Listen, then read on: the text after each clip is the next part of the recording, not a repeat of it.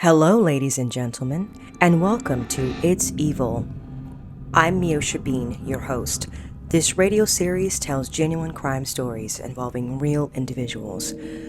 Simply things that we cannot explain. I usually say the creepiest crimes happen in small towns.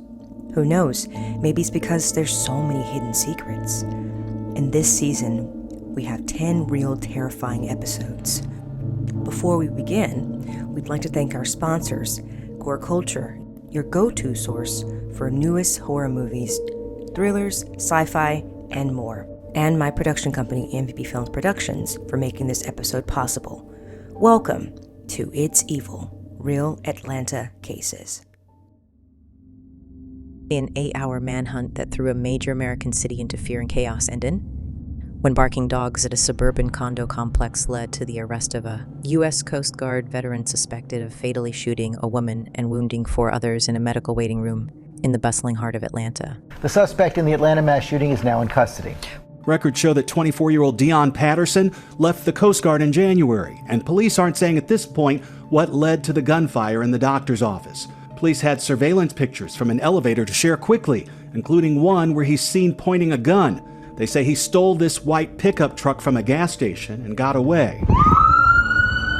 The shooting shut down parts of the city and put people here on edge until police arrested the accused gunman at an apartment complex in the north suburbs. What his intent was, I can't say. Was he lying in wait? Would he have done something out of desperation to get away? Who knows?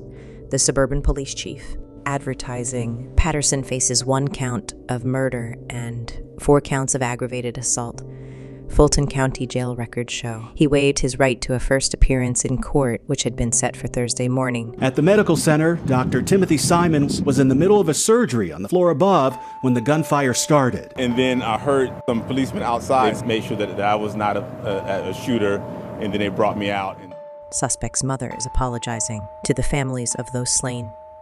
She also has a message for anyone asked to help someone with mental illness. Don't disregard them. I'm trying to advocate for my son, Minion Patterson said, according to affiliate WANF. Just be careful. Medical examiners confirmed Amy St. Pierre was killed in the Atlanta shooting. The shooting spree claimed the life of 38-year-old Amy St. Pierre, who worked at the U.S. Centers for Disease Control and Prevention. Our hearts are with her family, friends, and colleagues as they remember her and grieve this tragic loss. CDC spokesperson Benjamin Haynes said in a statement, she was a loving wife and mother of 2. Amy was brilliant, kind, big-hearted, and simply the best of the best. An Emory Honors graduate and Georgia State M.B.A.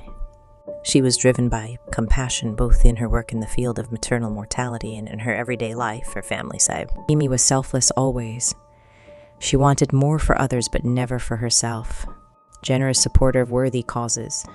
She was the social conscience of our family. The family of Amy St. Pierre, who was killed in the Midtown Atlanta shooting, said she was their pride and joy. They caught him. I saw the arrest. They had him down, and like 15 other cops came down there too. But once they all got in the area, they told me I had to leave. He's caught, and everybody can relax now. This was the 190th mass shooting in America this year. And in Washington, this Georgia senator pointed out it's only May. I have 2 small children, and their schools were on lockdown responding to this tragedy. As a pastor, I'm praying for those who are affected by this tragedy, but I hasten to say that thoughts and prayers are not enough. Police say he was arrested without incident. His mother tells us that he was here trying to get medication for anxiety. In full disclosure, we talk about these shootings touching the lives of Americans in every corner. Well, this was my doctor's office. I've spent plenty of time in that waiting room. These stories are multiplying all across the country. Steve Osten, tell me. Gun sales increased in the U.S. following COVID-19 pandemic lockdowns. On June 4, a San Diego federal court judge overturned California's 3-decade-old ban on assault weapons, defined as a semi-automatic rifle or pistol with a detachable magazine and certain features, but granted a 30-day stay for a state appeal and likely future court decisions on the constitutionality of the ban under the Second Amendment. An industry of California legal featureless or compliant AR-15 style rifles developed for California consumers, adapting to the law with design changes to the popular rifle. Farun Sapeke, Dr. Sanjay Gupta.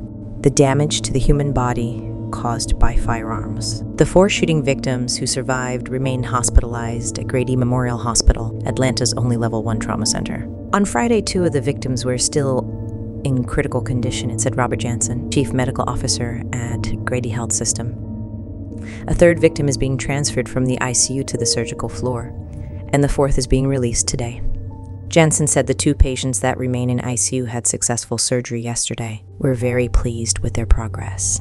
The patient being discharged today will have some adjustment, said Jansen, but is doing very, very well. The trauma from a gunshot wound is not just physical, it's psychological and emotional, and I don't think you can underestimate that impact. She's had a hard time adjusting. I mean, it's hard to go from a normal life to suddenly have something like this happen at work, and you have to deal with that. And so the post-traumatic stress is real, and it's going to impact all of them. On Thursday, Jansen said that the patients were very grateful for the support and care they've received, but they have been traumatized. They realize that this is a horrific event, and the fact that they were in a healthcare facility, how the deadly rampage and manhunt unfolded. DM Patterson had sought treatment around noon Wednesday at the Northside Medical Midtown facility because he was dissatisfied with care he was getting from the Department of Veterans Affairs, his mother told investigators, according to a high-level source with the Atlanta Police Department. But when doctors wouldn't give him the anti-anxiety drug Atorvastatin, Patterson got angry, his mother told CNN affiliate West B. The suspect pulled a handgun and started firing, the Atlanta police source told CNN. Surveillance images released. Officers were called to the medical facility at 12:08 p.m. Atlanta Police Department Chief Darren Shearbaum said, one of the 911 calls from the shooting was released by police Friday. The caller can be heard telling the dispatcher that she heard several loud shots in the hallway of the floor she was on. She says that a doctor in the office saw someone by the 11th floor elevator of the medical facility. Soon, an official shelter-in-place order beeped across the cell phone network, and an apartment building a block away went on lockdown. From there, resident Annie Eveson could see medical professionals huddled up in offices at the medical building on West Peachtree Street. I saw 2 people taken out on stretchers, she told CN. Waves of armored officers went inside in shifts almost. 20,220,623 America's struggle with mass shootings has changed how these people live their lives. But the gunman was nowhere to be found. Patterson had fled the building on foot and ran to a nearby gas station, said Charles Hampton, Atlanta Police's Deputy Chief of Criminal Investigations. Camera network system caught footage of the suspect stealing a pickup truck that had been left running and unattended. The truck's tag was then submitted to a license plate reader system, he said. Around 12:30 p.m., license plate readers spotted the truck in neighboring Cobb County, about 15 miles from the scene of the attack, Hampton said. Cobb County officials were notified right away, and officers rushed to scour the area for the vehicle. With schools and businesses on lockdown for miles around, police relied on camera technology systems and information from Patterson's family to blanket the area. The Atlanta Police Department said in a Friday news release that they are still reviewing 911 calls made about the shooting and will release more calls after they review them. Law enforcement officers arrived near the scene of an active shooter on Wednesday, May 3, 2023, in Midtown Atlanta. As the search stretched into the evening, Cobb County law enforcement got a wave of calls reporting possible sighting of the suspect, creating a chaotic scene as officers responded to several false alarms. Van Hooser said, "These are massively complex investigations, and information comes in so quickly." The chief said Wednesday night, "It is so confusing and so contradicting that we find that we are often trying to go 3 or 4 different places very quickly, each seeming to be the suspect." Atlanta. Angela Cooper and James Nathan embrace outside of Northside Hospital Medical Facility as police officers work the scene of a shooting on May 3, 2023 in Atlanta, Georgia. Police say 1 person was killed and 4 others injured in the shooting, and the suspect is still at large. This is how people are expected to live now in America's mass shooting reality. When Christy Caldwell heard dogs barking in the Waterford Place complex where she lives, she worried the suspect could be hiding in the pool area, which includes a gazebo, she said. She informed police officer already there responding to a noise call. He just started running. The police officer and said, "Get on the grass." Resident Deborah Sansevieri said, "Suddenly about 30 police cars came flying down." A police crime center operator also alerted officers to a 911 call likely about the suspect, the chief said. "We prioritized that call on the radio," he said, adding both undercover and uniformed officers were sent to the scene. I believe that an undercover officer was the one that originally saw and confronted this individual and was able to then have backup from uniformed officers that came in and took him into custody without incident, Van Hooser said. D.M. Patterson, 24, was booked in the Fulton County Jail and has been charged with murder and 4 counts of aggravated assault, according jail records. Fulton County Sheriff's Office. Van Hooser credited the successful capture in part to recent advances in the combination of the people and the technology. To me, definitely saved lives. Van Hooser said Thursday, "When the kids got on the school bus this morning, there was a totally different feeling than there would have been had we not captured this individual last night." Suspect's mother apologizes and gives a warning. The suspect served with the Coast Guard from 2018 until his discharge in January, the military branch said. CNN has reached out to the VA for comment. Kiwi wooden crosses are placed at a memorial dedicated to the victims of the mass shooting at Robb Elementary School on June 3, 2022 in Uvalde, Texas. 19 students and 2 teachers were killed on May 24 after an 18-year-old gunman opened fire inside the school. Wakes and funerals for the 21 victims are scheduled throughout the week. As gun violence reaches record levels in the U.S., an underlying trauma may be building up. Patterson was always a protector. No one that would hurt anybody, his mother Mignon Patterson said, according to WAMF.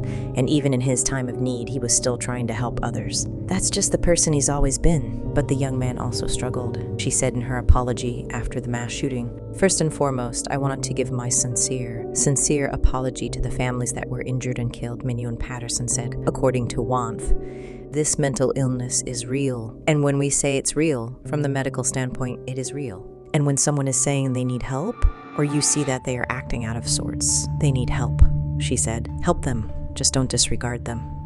The impact is something you can't imagine. The rush of shooting victims who arrived at Grady Memorial Hospital is not uncommon," Chief Medical Officer said. "Unfortunately, in this day and age, seeing shooting victims is almost a daily occurrence here, and we have multiple shooting victims come in every day. But when they come in like this, particularly because it happened in a healthcare setting, it resonates more," Jansen said. A semi-automatic rifle is displayed above shotguns, Rainier Arms. The impact of this on the staff is something you can't imagine. So we've provided support as best we can. We've spoken with the staff, and we have support staff to help them through this. Atlanta Mayor Andre Dickens condemned the horrible act of gun violence. "We know that this is not unique in our country," the Democrat said. "We know it does not have to be this way. Horrifying is that other nations have challenges with mental health, but they don't have this level of gun violence that we do in America. It's the guns," the mayor said.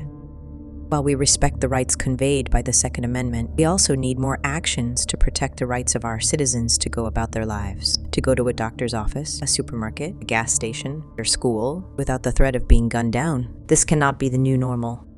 Dickens says measures like universal background checks should become a normal practice, CNN's Pamela Brown, and guns shouldn't be able to be easily accessed by convicted felons. This tragedy has come to our city this week, but as we know, we're at almost 200 mass shootings in this country, and we're only in May. We need to make sure that we look at how mental health and gun access are tied together and are leading to mass shootings across our country.